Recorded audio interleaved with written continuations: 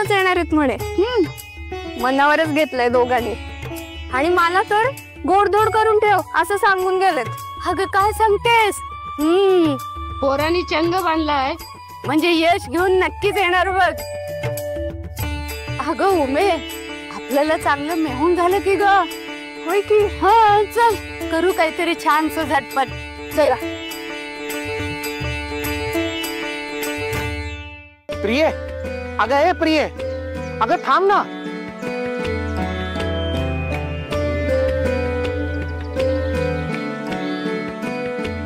का ग्वाड वाटत म्हणून कारभारीन म्हणू?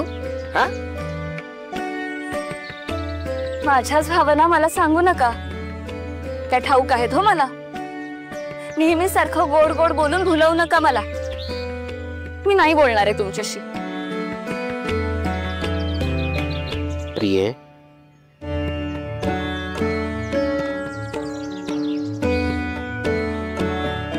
ठीक आहे, मला खरं सांग, खरंच का माझा अपराध एवढा मोठा आहे की तू तुझं देवत्व त्यागावं आणि रुसून बसावं, इथे यावं?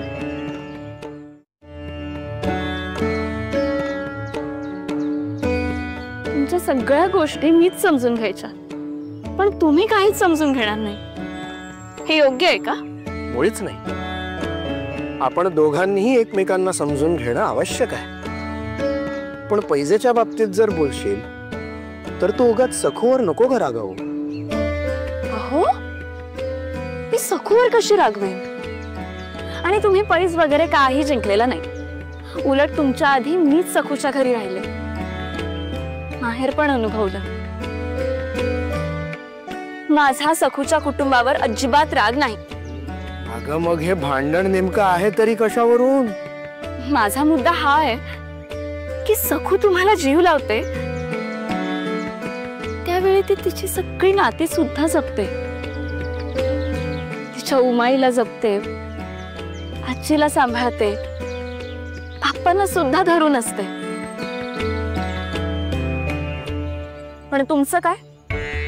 तुम्ही करता का तसं? साधं पूर्ण सत्य सुद्धा बायकोला सांगत नाही. नाही प्रिय, हे मात्र मला तुझं पटत नाही. हा, कदाचित मी कधीतरी तुला अर्धसत्य सांगितलं असेल, पण ते केवळ आणि केवळ तुझं मन राखण्यासाठी. बघितलंस ना, सखूने मला तुझ्या अगोदर आंबेडाळ भरवली. हे मी तुला का नाही सांगितलं? तुला वाईट वाटू नये म्हणूनच ना. अगं त्रिभुवन जे मान्य करतं ते तू कशी विसरतेस? त्रिभुवन?